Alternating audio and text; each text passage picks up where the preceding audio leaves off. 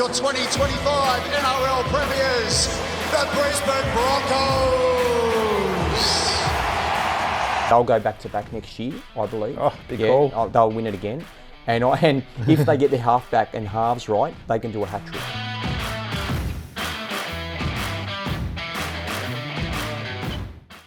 Well, yes, here we are. The Queenslanders have infiltrated New South Wales. Peter Badel, Travis Meyn, my good mate at the Courier Mail. What a day, Travie. The mighty Broncos, they've done it.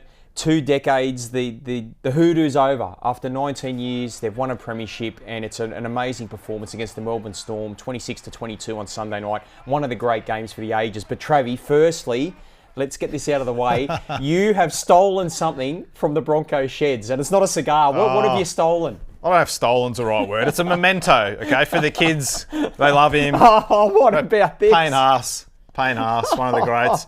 I wanted to get Reece Walsh, but one of my colleagues, who I will remain nameless, beat me to it. So we don't rat here. We're not like the Broncos rat or anything like that, are we? Mate, is that his signature for R360? Is that going to be is that his contract? I might have to forge it on the back here. Yeah.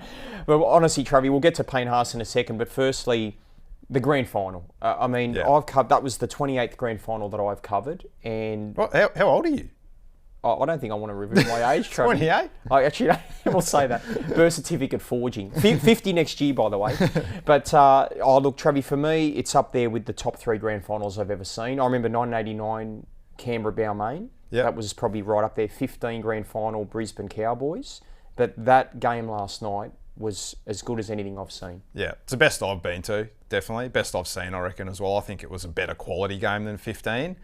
23 had the massive comeback for Penrith, but that game last night, Sunday night, was just incredible to watch.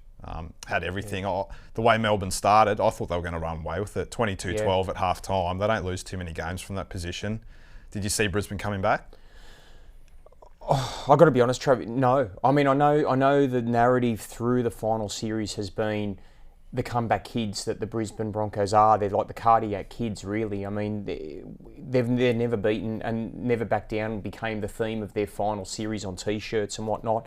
But I just watched that first 10 minutes, Travis, and when Nick Meyn scored that try, I just saw the fluency, the speed of their attack, the Storm, and I thought they're on tonight. And I thought when they scored their second try and then their third try, I didn't think it would be Brisbane's night. But to me, Travis, there's the resilience in this Brisbane team, but also the match winners they've got when it matters. Big game players like Reece Walsh. Yeah, like the way, as you said, the way Melbourne started the game, I thought they'll go on with it here, and it's going to be another heartbreak, 3rd straight grand final loss for the Broncos. But Michael Maguire's put something into this club, hasn't he? Like, no one outside the Broncos knows the club probably as well as we do. What do you think Madge has brought? It's the ultimate vindication, isn't it, for the decision to sack Kevin Walters last year? It is. And look, I've covered Brisbane for 20 years, Travis, and since their last premiership, ironically. And I think that I really like what Kevin Walters did for the club. Look, let's not forget his role in this. Like, he took a club that was wooden spooners in 2020 and took them to a grand final within 3 years. That was a remarkable effort. And Kevy really should have won the premiership that night. Yeah. But I sensed a bit of a disconnect at the back end of last year. I know he had a lot of injuries, Kevy, but I started to feel that they were losing control of the club. There was a little bit of chaos, a bit of disorganisation. I think Kevy was struggling to rein that in, and I think Brisbane identified that and felt that they needed a harder taskmaster, and I think that harder edge is what Maguire has brought. Make no mistake about it. They thought they were in a premiership window, which they are. They've proven to be, and Kevy lost control of the players. Like, that's ultimately the number one reason why he lost his job. Is he is too loyal to them. He gave them probably too long a string, and they took advantage of it, and they finished 12th. And as sad it is, that cost him his job. Madge was brought in to bring a hard edge, and didn't he do it? The spew buckets, the way they trained. Pat Carrigan, I asked him after the game, was it as bad a pre-season as everyone said? And he said it was worse. He said it twice. And he said it took time for us to come around to it. He admitted it. I said, mate, all bets are off now. You've won the comp. You can be honest. Yeah. He said that's what happened. Like, it took guys time to come around to it. But once they did, they were all in. Madge said after Origin, his big players, your Adam Reynolds, Hunt, Haas, Carrigan, Katoni Staggs, they said, we're doing this. We're locked in. We want to do what we need to do to win the comp. And they've done it. Well, you know, and Travi, I'm glad you mentioned this with the spew buckets because I want to set the record straight on this because there's been this mythology around the Broncos that Madge he'd lost the dressing room, that they were training them too hard. I spoke to Michael Maguire about 3 or 4 months ago and I asked him this question when there was talk about the revolt and discontent. And he said, Pete, the players are coming to me and saying, go harder at training. We're not scared of tough sessions. We're not soft. We'll go as hard as you want us to go. I think where the shift came was mid-season when they'd lost to Manly, round 13, and they'd lost 6 of 7, and some of the senior players went to Madge, and it wasn't the training issue, it was more around the overarching stuff, the meetings, the long days at Red Hill. They were in there from 9 to 5, almost like a full-time job. Like us? Like us, yeah. Oh, wow, how hard. Or 10 to 1 in my case at home. But the players said, look, the training's fine, but we just think the meetings are a bit long. We're sort of mentally cooked. Yeah. And we need we need to ease the mental strain. And they need to pull back on the meetings and address some of the longer days where maybe Madge, because of his intensity, his obsession, his love for the game, probably just needed to pull back on the paralysis by analysis. To his credit, Madge heeded that warning. And that's the sign of a great coach with good emotional intelligence, that they can take on the feedback from the players, identify it, enact it, and then get the results. And that's what Madge did. Now, they got there on pure guts and determination, right? To lose both your halves by the end of the game. Xavier Willison was off with a head knock. Josiah Karapani was off with a head knock. Brendan Piakura went off, I think, at the end with the head knock. To hang in there and get it done was amazing. But the elephant in the room is Adam Reynolds and his future. He didn't last the game, tore his calf in about the 48th minute, I think. To lose your halfback on the big stage, it looked like it was going to be a third straight grand final loss for him, but they managed to get the job done without him. Now, he's signed for next year. How does this team fit together? Because there's no way Ezra Mam's a bench player next year. It's a good point, Travi. Look, I'm a Renault fan. I still think, yes, he's 35. He'll be 36 next July, midway through next season. My fear is that he may have played a year too long. Like, I thought when he signed his first deal at the Broncos, he'd do the 3 years. And then when he signed that extension for this year, I thought, okay, that'll be it. That'll be the time. And I think this would have been the right time for Renault to go on. What a way to go out. Yeah, what a way to go out. He wants to play another 12 months. Look, I'll back him in. But there is some concerns, Travi. I mean, his longevity's got to be questioned. I mean, he has had a lot of injuries. We saw the calf the other night. I mean, do you have concerns, Travi? I mean, what do you do with this? Yeah, I do. spine? But I think, I don't know, like, he's a captain. You can't drop your captain, so he's got to play if he's at the club, right? So he's going to get first shot at halfback. And they proved this year that they needed that backup with what happened with Ezra and Ben Hunt. They were all injured at some point of the year or suspended. I just think Ezra's got to start at 5'8". So where does that put Hunt and Reynolds? Did they look a sharper team with Hunt at halfback in the back end of that game? Probably. But they're also not in the grand final if it's not for Adam Reynolds' goal kick in.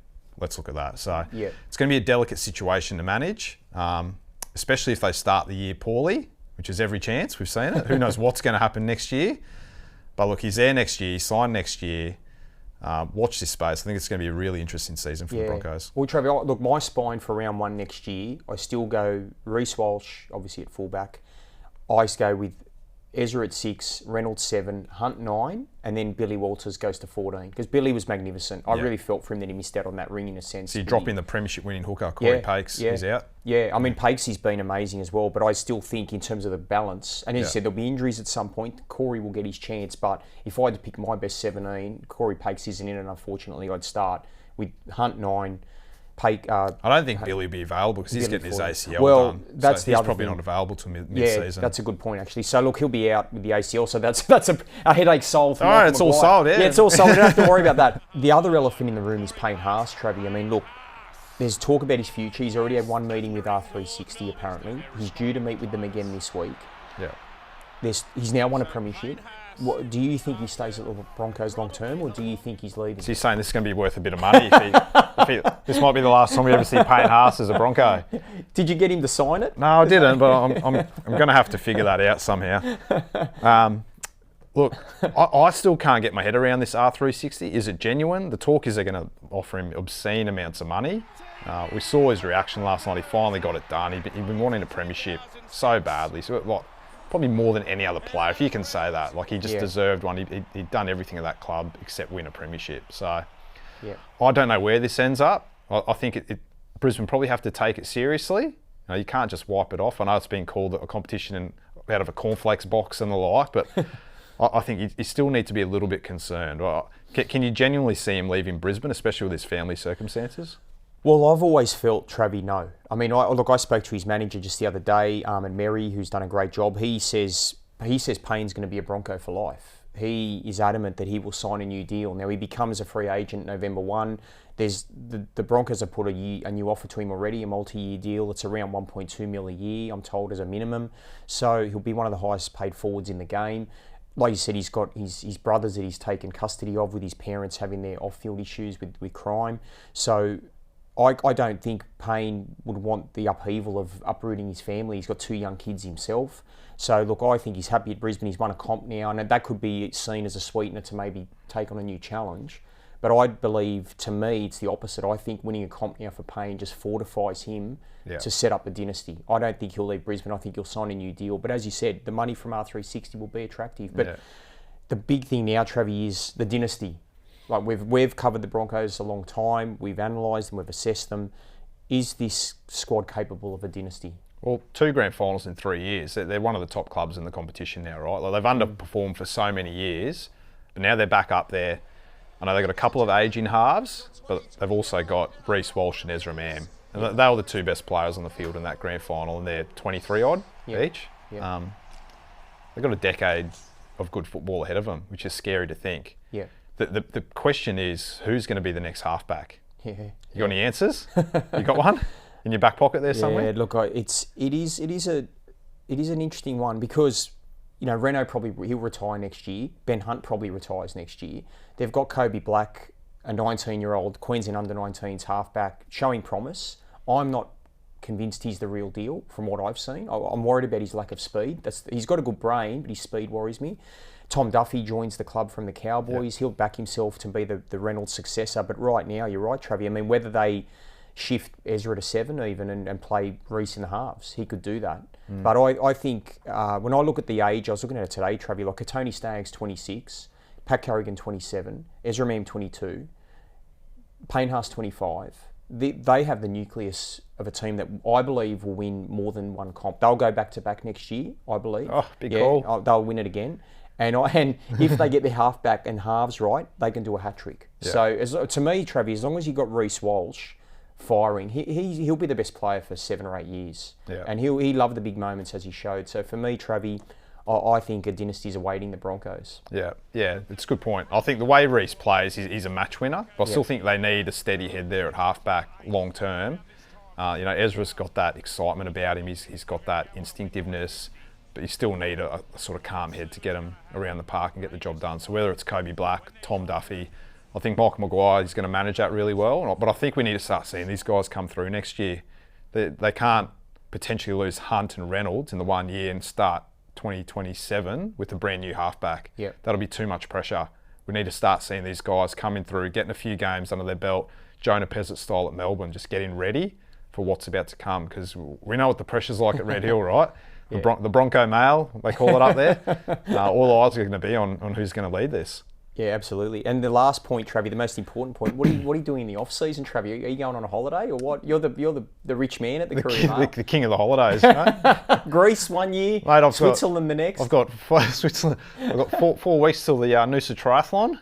Yeah, right. My triathlon debut. Yeah. So if you want to see me in some lycra, get up there November 2nd at Noosa, and then I'll be heading over to Gari, Fraser Island, for a week. Just to soak it up, soak up the glory of my sub-3 triathlon debut. Mate, you can have your triathlons. I'm sticking to marathons, okay? That's enough for me. But look, thanks for the chat, Travie. It's been a wonderful season. Yeah. The Broncos have done it, and it's been magnificent. The Hoodoo's over. They've won their first premiership since 2006, and keep on touch with all the news on Code Sports and News Corp platforms in the coming weeks. There's plenty of footy over the off-season with the Pacific Championships, but enjoy your footy. We'll see you next year when the Broncos win the premiership again in 2026.